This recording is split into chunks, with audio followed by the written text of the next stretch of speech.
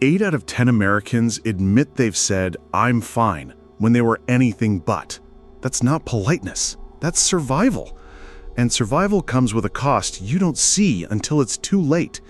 Every time you swallow the truth, you add another brick to the wall between you and the world. You start to smile like it's muscle memory while your insides rot. The CDC reports anxiety and depression rates have jumped over 25% in just a few years. That's not a fucking coincidence. That's the bill coming due for a nation obsessed with looking strong while falling apart. So let me ask you, how many people in your life are posting sunny vacation photos while quietly planning their exit? How many times have you been one bad day away from breaking, but still said, "I'm fine," because that's what's expected? This isn't a self-help pep talk. This is a mirror, and you might not like what you see. I'm fine. 2 words, 5 letters each. Together, they're the most socially acceptable lie in the English language. They slip out so easily you barely notice you said them. Someone asks how you are, and before you even think, the script kicks in. I'm fine. You could be holding the pieces of your life together with duct tape and caffeine, and you'll still say it. Here's the truth no one wants to admit. I'm fine isn't just politeness. It's a shield. It's the armor we wear because being honest feels dangerous. If you say, "Actually, I'm falling apart," the room gets quiet. People shift in their seats. They don't know what to do with that. So you learn to hide it. You learn that the world rewards a good actor and punishes the ones who show the cracks. The problem is that this performance isn't harmless. Every time you say, "I'm fine," when you're not, you're digging a little grave inside yourself. You're shoveling your real feelings into it, covering them with a smile, and walking away like nothing happened. But that grave doesn't stay buried forever. It leaks. It poisons you slowly. Think about the last time you said it. Maybe you were exhausted. Maybe your chest felt heavy for reasons you couldn't explain. Maybe you hadn't slept in days. And still, "I'm fine." Why?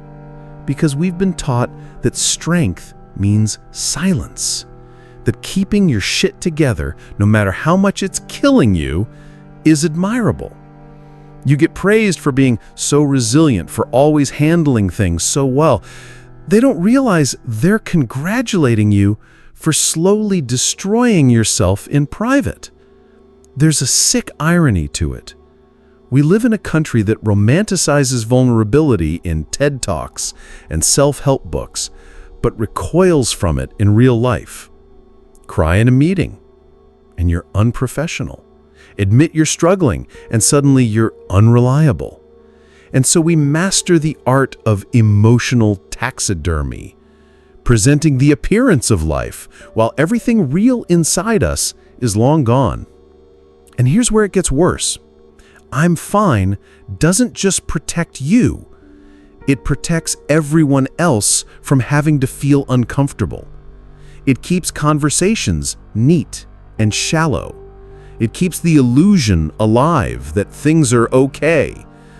It allows other people to keep scrolling, keep nodding, keep moving, never having to face the truth about how much pain is actually walking around out there. You know what's fucked up? The moment someone actually answers, "How are you?" with something real, the air changes. People panic. They'll say, "Oh, I'm sorry," and immediately try to pivot the topic. Or they'll give you that polite half smile, that subtle shift of the body that screams, "I didn't sign up for this level of honesty." And so the lesson is reinforced. Don't go there. Keep it light. Keep it safe. Keep it fake. But here's the catch. You can't fake forever. The cracks show. Maybe it's in the way you snap at the smallest thing.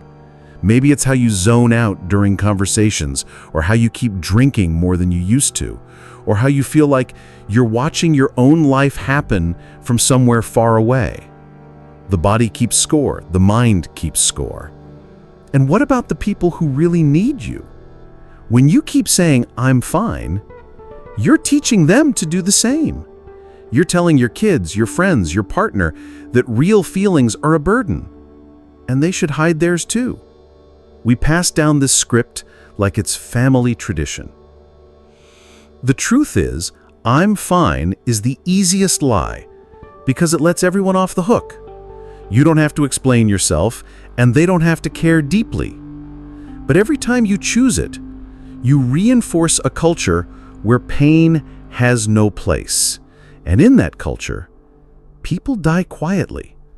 Not always literally, but sometimes literally. So when you hear yourself say it next time, stop for just a second. Ask yourself, am I actually fine? Or am I just afraid to make this real? Because the moment you break the script, even in a small way, you crack the coffin open. And maybe, just maybe, that's where living starts again.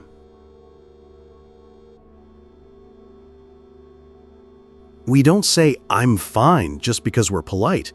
We say it because we've been trained to. It's muscle memory built from years of cultural programming. In America, you don't just grow up learning your ABCs, you grow up learning the unspoken rules of emotional survival. Rule number 1, never make other people uncomfortable with your pain. Rule number 2, if you can't fix it fast, hide it. Think about it. From the time you were a kid, when you cried, how often did you hear, "Stop overreacting, you're fine," or "Be strong"? That's the foundation. You learn early that emotions have a hierarchy. Happiness is welcome, gratitude is applauded. Anger, grief, fear, those go in the basement where no one can see them. And the basement gets darker the longer you live. The American work culture pours gasoline on this fire. Power through it is practically a religion. You're praised for showing up sick, for never taking a mental health day, for pushing through the breakup, the loss, the burnout. We reward endurance over honesty. And if you can't endure, well, then you're weak. You're not a team player. You're replaceable. And here's the twisted part. This isn't just about pride, it's survival. In a country where healthcare is a luxury, admitting you're struggling can cost you more than your dignity. It can cost you your job, your insurance, your stability. Vulnerability isn't just uncomfortable, it's a liability. So we smile, nod, and keep bleeding quietly because the alternative feels too fucking dangerous. Then there's the social media factor, which has turned our lives into highlight reels. Instagram, TikTok, Facebook, they're not just platforms, they're billboards for your brand. And your brand always needs to look happy, successful, put together. You post a picture of your messy reality and it gets ignored. Post a perfect sunset shot with an inspirational caption and the likes roll in. We've built an economy of appearances, and honesty doesn't sell. And let's not forget the gender rules baked into the script. Men are told to man up, that showing sadness is unmanly, that they should express anger instead because at least anger looks like strength. Women are told to be pleasant, agreeable, to smile even when they're dying inside because no one likes a downer. Everyone is playing their part, and the parts are killing us. We also fear the label, depressed, anxious, broken. People love you as long as your problems are temporary and fixable. But once you admit you've been in the dark for too long, they start to back away. Sometimes they don't know what to say. Sometimes they just don't want to deal with it. Either way, you learn to keep your mouth shut. This fear runs so deep that even in our closest relationships, we hesitate. How many times have you wanted to tell your partner, your best friend, your family member that you're drowning but stopped because you didn't want them to see you differently? You didn't want to be a burden. You didn't want pity. So you said, "I'm fine," and hoped they'd somehow see through it. Spoiler alert, most of the time they don't. It's not that we don't care about each other, it's that we've built a culture that treats emotional honesty like a security breach. If you open up, it forces other people to confront their own shit, and most of them would rather not. So we keep the pact, we keep the script alive, we keep our pain hidden so the world can keep spinning without interruption. But here's the thing, This pact we've made, it's not keeping us safe, it's keeping us sick. It's keeping us alone.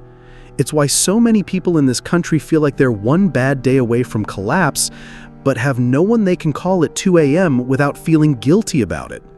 We've turned emotional honesty into a luxury instead of a human necessity. And the price we're paying for that? It's not just internal, it's generational. We're teaching the next wave to repeat our silence. Kids watch their parents bottle everything up and they learn to do the same. We're passing down emotional illiteracy like it's a family heirloom. We were taught to bleed quietly, but maybe the most radical thing we can do now is stop. To start bleeding out loud. To rip the "I'm fine" mask off and deal with the mess that comes next. Because if we don't, nothing changes. The coffin stays polished, and the burial keeps happening while we're still breathing. You can lie to your boss, your friends, your family. You can even lie to yourself. But your body will never buy the bullshit. Every "I'm fine" you choke out when you're not fine leaves a mark somewhere inside you. You might not see it right away, but trust me, it's there. Your body keeps the receipts. The CDC reports that anxiety and depression rates in the US have jumped over 25% in the past few years. That's not random. That's not some mysterious coincidence. That's the result of millions of people swallowing their pain every day and pretending they're okay until their systems collapse. Emotional suppression doesn't just live in your head, it fucks with your entire body. When you lock your feelings away, your nervous system doesn't just relax and say, "Cool, we're done here." No, it goes into constant low-level alarm mode. Your cortisol levels stay elevated. Your heart rate stays a little higher than it should. Your muscles stay tense, like you're bracing for a hit that never comes. Over weeks, months, years, that tension becomes your normal. And here's the part no one likes to talk about. Prolonged stress wrecks you. It's not just burnout at work, it's migraines that won't go away, stomach problems the doctors can't pin down, insomnia that makes you feel like a zombie during the day. We're talking real, measurable damage. Heart disease, lowered immune function, inflammation that can mess with everything from your skin to your memory. You can put on a perfect smile, but your body is still screaming, "This is killing us," behind the scenes. The mental toll is just as brutal. When you make a habit of hiding your emotions, you start to disconnect from them entirely. You become numb, not just to the bad shit, but to the good stuff too. You stop feeling joy in the same way. You can't fully relax because you've trained yourself to stay guarded at all times. You might even forget what you really want because you spent so long curating the acceptable version of yourself. Relationships suffer too. Every time you say, "I'm fine," instead of telling the truth, you put another brick in the wall between you and the people you care about. That wall might keep you safe, but it also keeps you isolated. People start feeling like they don't really know you, because they don't. And intimacy without honesty is just performance. You can't have real closeness when you're both acting. The worst part? Silence becomes self-fulfilling. The more you hide your pain, the less anyone sees it. And the less they see it, the less likely they are to offer support. Then you look around and think, no one cares. But it's not that no one cares, it's that you've made it nearly impossible for them to know there's something to care about. And don't kid yourself, there's a breaking point. You can only carry so much before it spills out, and it almost never comes out clean. Sometimes it's a panic attack that blindsides you in the middle of the grocery store. Sometimes it's screaming at someone you love over something small because all the unspoken shit finally boiled over. Sometimes it's getting sick, really sick, because your body just can't handle the constant load anymore. We love to think we're in control, that we can just handle it indefinitely. But this isn't strength, it's slow suicide. It's like leaving a pot on the stove with the heat on low and thinking it'll never boil over. It always does. And when it does, you're left with a mess that's 10 times harder to clean up than if you'd just taken the lid off earlier. Here's the gut punch. Some of you watching this already know exactly what I'm talking about because you're living it right now. You're tired all the time but can't sleep. You've got aches and pains with no clear cause. You feel like you're in the room but not really in your life. That's not random. That's not some mysterious coincidence. That's the result of millions of people swallowing their pain every day and pretending they're okay until their systems collapse. You can keep pretending, keep pushing, keep playing the part, but understand this, your body is not waiting for your permission to collapse. If you don't start unloading the weight you're carrying, it's going to make the decision for you. And when that happens, it won't be polite.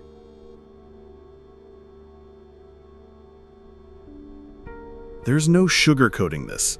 Breaking the I'm fine cycle is going to feel fucking weird at first. You've been rehearsing this line for years, maybe decades. It's a reflex. And like any reflex, it's going to fight you when you try to change it. But here's the thing, the only way to stop dying in slow motion is to burn the damn script. Step 1 is brutally simple, but not easy. Tell the truth, even in small doses. The next time someone asks how you are, resist the urge to give the clean, tidy answer. You don't have to spill your entire life story, but you can start with something real. Honestly, it's been a rough week. I'm tired. I'm overwhelmed. You'd be surprised how many people will meet you where you are if you just stop pretending. And yeah, some won't. But those people were never safe for your truth to begin with. Step 2, stop grading your emotions. This idea that some feelings are good and others are bad is bullshit. Feelings are data. They're telling you something. Ignoring them is like ripping the battery out of a smoke alarm instead of checking if the house is on fire. You need to get curious about what your emotions are trying to say instead of burying them. Step 3, create micro moments of honesty in your closest relationships. Don't wait for a breakdown to open up. Start weaving vulnerability into everyday life. Ask your partner, your friend, your sibling, no, really, how are you? And mean it. Share something real about your own day before they even ask. You normalize depth by practicing it in small, consistent ways. Step 4, ditch the perfection performance. Social media is designed to make you curate a version of yourself that's marketable, but fuck marketable. You don't owe anyone a highlight reel. If you're gonna post something honest once in a while. Not for pity, not for clout, but because it's healthy to show up as a whole person, not just a glossy product. Step 5, learn to listen without fixing. One reason people shut down emotionally is because they're afraid of being judged or solved instead of understood. If someone opens up to you, don't rush to slap a motivational quote on their pain. Just shut the hell up and listen. Hold space. That's how you create the kind of relationships where you can be just as open in return. And here's the truth you have to swallow. Some people will leave when you stop saying, I'm fine. They'll find you too intense, too heavy, too much. Let them. Every person who walks away is making space for someone who actually wants to know you, not just the cardboard cutout you've been performing as. This isn't about turning every conversation into a therapy session. It's about refusing to hide behind a script that's killing you. It's about teaching yourself and the people around you that feelings aren't a fucking emergency, they're just part of being alive. And the more we normalize talking about them, the less power they have to destroy us in silence. Now, let's zoom out for a second. Imagine if this wasn't just you. Imagine if whole groups of people stopped defaulting to, I'm fine. Imagine workplaces where admitting you're having a hard week didn't mark you as weak. Imagine friendships where, how are you, was a real question, not a greeting. That's not some utopian fantasy, that's a cultural shift. But cultural shifts start with individual defiance. Here's the last thing I'll say. You don't have to be ready to spill your guts to the world tomorrow, but you do have to be willing to stop lying to yourself. If you can do that, even in the smallest way, you've already started burning the script. And once the fire starts, it's a hell of a lot harder to go back to pretending. So the next time someone asks, "How are you?" and the words, "I'm fine," start to form in your mouth, stop. Take a breath. And ask yourself, what would happen if I told the fucking truth right now? Because that moment, right there, could be the start of a life where you're actually living instead of performing. And if that scares you, good. That means you're finally close to something real. Here's the thing. If this hit you in the gut, if you felt yourself nodding or getting a little uncomfortable, that's a sign you needed to hear it. And chances are, someone you know needs to hear it too. So hit the like button, not because it feeds the algorithm, but because it pushes this conversation into more people's lives.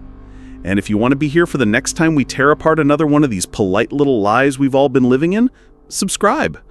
This isn't about chasing numbers. It's about building a place where we can finally stop saying, "I'm fine," and actually start talking.